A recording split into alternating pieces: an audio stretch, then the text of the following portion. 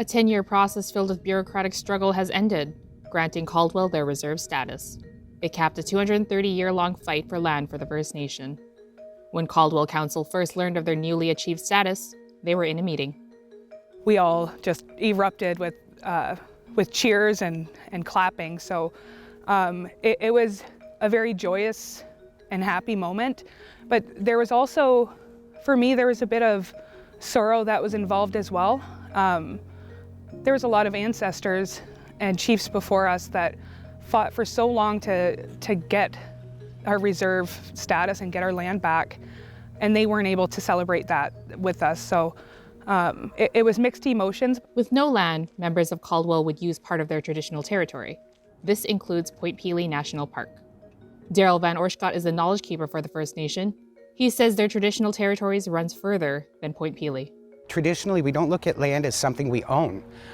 We are stewards of the land, so ownership didn't come until colonization and contact. But as far as traditional lands, our traditional lands go from the Detroit River all the way to Long Point, but they also extend beyond that. It wasn't always like this, though. Van Oorschot says the lost Caldwell land is a result of colonization and the War of 1812. Members of the nation allied with the British due to promises to keep their homeland. However, that didn't work out for them. It wasn't until about the 1850s that we were chased out of the area. And it was, it's an ugly part of our history, but it is part. Today, Caldwell has a working relationship with Point Pelee National Park. Dan Dufour is a project coordinator with the park and says there was a realization the relationship could be better. A advisory circle was formed, and that was something between really both governments of the park and the Caldwell people. It's kind of a point where we really began working together fully, and that has led to a lot of changes over time. And then more recently, there's been not just an issue within our national park, but within national parks and historic sites across the country, where we realized that we really needed to improve our communications, our two-way communications. Parks Canada has an initiative to improve relations with Indigenous people in the country, not just at Point Pelee. It's called Stories of Canada, and Point Pelee and Caldwell have been working together on it.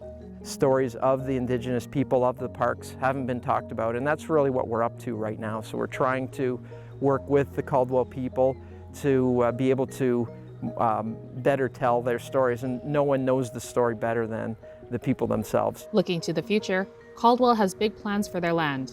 Economic development and housing are a high priority. They hope members will move to the First Nation when the time comes. There is some that live in the Leamington area, as Caldwell members have never really left this area, but and some are close by into